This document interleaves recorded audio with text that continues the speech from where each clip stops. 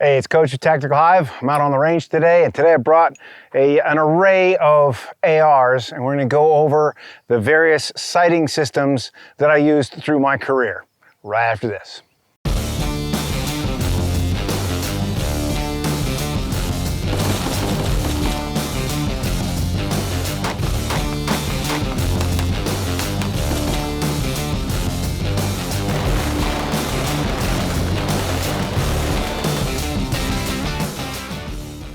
So today's content is brought to you by CCW Safe.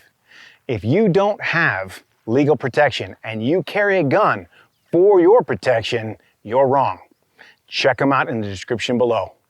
All right, guys, so sighting systems, when I first showed up in the mid-'80s, hadn't changed much since, I don't know, the Indian Wars. You know, the peep sight with the protected front sight has been around for forever. And it works. You know, as long as you know how to use it, it's going to work for you. It's not made of glass and doesn't run on batteries. So, you know, at the time, this was the most reliable sighting system that we had.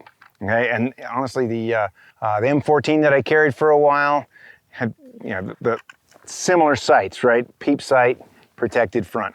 So yeah, this went along for. Let's see, I think in early 90s. Honestly, I'm estimating. I was an operator, not a technician, okay? So, and you know, we're talking, 30 years ago, so don't, oh, that wasn't available then. Yeah, you know who you are. Okay, so the next step we came on with was they figured out how to put this little bad boy on here. It's a red dot sight, and honestly, there's one before this. I got issued this particular one in 1995. Prior to that, some guys had gone aftermarket. I think even in Vietnam, they had the occluded eye sight for the Santai raid. There's articles about it. But basically, the bend aiming concept is with two eyes open, you're looking through here, your unaided eye is seeing the target, and your the eye that's seeing the sight is just seeing a little red dot in there that's a fiber optic that kind of superimposes itself on there, right? That's the concept of it, okay? This was the next step up from that.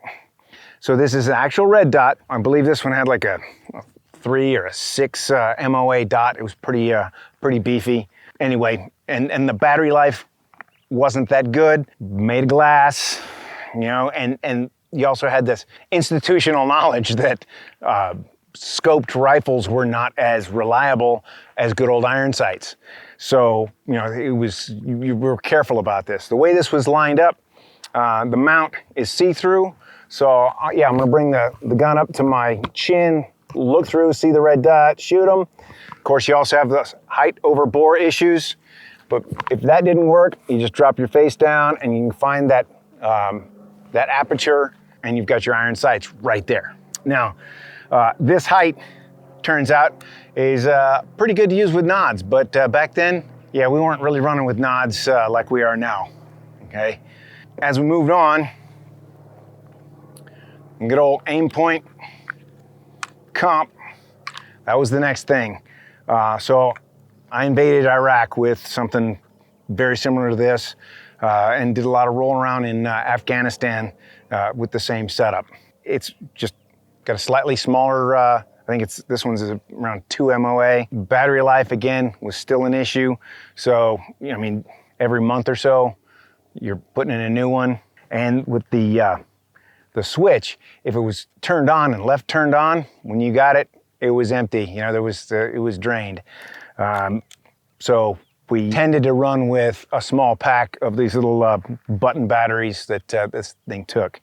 It's not a AA. I'm not even sure what, they look like a little hearing aid battery that would drop in there. But again, they were getting more robust. You could trust them a little bit more.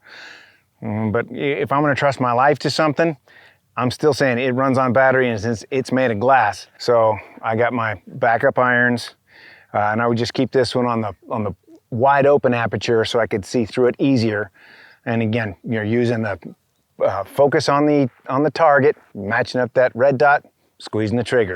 Okay, so that worked really well. I can't remember a single time, because I was really meticulous about that before going out the door. I made sure everything was working, and I religiously, if I found this thing and it was even turned on a little bit, I'd take that battery out, put a fresh one in there. So I never really had any issues with that. These don't really have night vision settings, but when you turn it down really, really low, it still works with night vision. That's about when we're starting to play with actually looking through nods and seeing a red dot. But at the time, we had this laser, so you know, when you're on nods, you're basically shooting like this, just watching where you're pointing that laser and letting it go, right? Nowadays, guys are moving to the higher mount because it's more usable with your nods. Okay, it might look a little goofy, and you know, people are, oh my God, that's so high. Whatever, that's, you know, it is what it is. These days, pretty much everybody has night vision, so you don't want to be running around flashing lasers everywhere, because that just draws attention to you. So the more you can, you know, not emit, and so that's the big push now, is to get your nods in behind your red dot, so you can go ahead and use that red dot. And if it's mounted really low like this, you're gonna have issues, right? Potentially.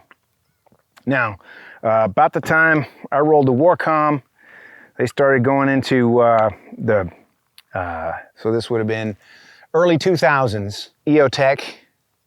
They sweetened the pot. They were having a little fight with Aimpoint, whatever, a competition, and they gave us a bunch of free gear. So I think $3 million worth of this EOTechs, the first ones, showed up for free. So we kind of started going that way. EOTech's, it's a good, solid piece. It doesn't have quite the battery life that Aimpoints have these days. And initially, early on, there was some reports back of the reticles shifting and not holding zero and stuff like that. Lately, I haven't heard that. So whatever it is, I think they've fixed it. They've also, the first ones had batteries that were in line with recoil. Now they got a battery that's crossed from recoil, so the recoil doesn't cause that beating of the battery that would end up causing it to quit on you. Okay, so this is kind of what the guys are running with today. Sometimes they put a little riser underneath here to bring it up a little bit. That becomes personal preference. You know, the optical sight. Now, I actually rolled with one like this, not the gun, but this particular optical sight, the ACOG, good, solid optic. This one, I actually I deployed not so much Iraq, because you know, we were doing a lot of you know, urban stuff, and the Aimpoint is fine for that. You know, it was no problems. This 4X ACOG, it's indestructible, but at close range, it sucks. Okay, the eye box is really small, the field of view is really big, and the glass quality is amazing. Okay, for what you get. But in close, you know, so getting to the target with this thing was awesome. But once you were there, trying to work that problem at close range, you really needed something better. And that's where they came out with, initially it was, we had Doctor sights and J points. Now pretty much everybody makes a miniature red dot sight. So now how this works, you know, if you're in close, you know, bring it up, find that chin weld, and there's my red dot. Okay, and I can, you know, put it on them. Now, at close range, you're also dealing with your sight over bore. So instead of putting that red dot between the threat's eyes, you put it on the top of his head or hairline, and that'll get you, you know, in the right spot. This also just turns out it's a pretty good height for nods too. So even if you go LCAN or, you know, some of these other sites that are coming out, this is a good little package, something similar, where you've got your powered optic at regular optic height, and then your miniature red dot mounted on top, so you can use it at close range with your nods if you have to. Now, I still have backup irons on here because I still don't trust it. You know, it takes me a long time to trust things, apparently. But I've got throw levers here, LaRue mount throw levers, so if this does get bashed up for some reason, I can quickly take this off, flip up my irons, and I can still be in the fight. All right, so now they've moved on, there's more stuff coming out, but this is basically what I went through during my time, and just a quick overview on the evolution of the of sighting systems, and in fact the red dot sighting systems that I used in my career. So guys, if you like this content, like, subscribe, hit that notification bell so that you'll know when we put out more content, and leave me some comments.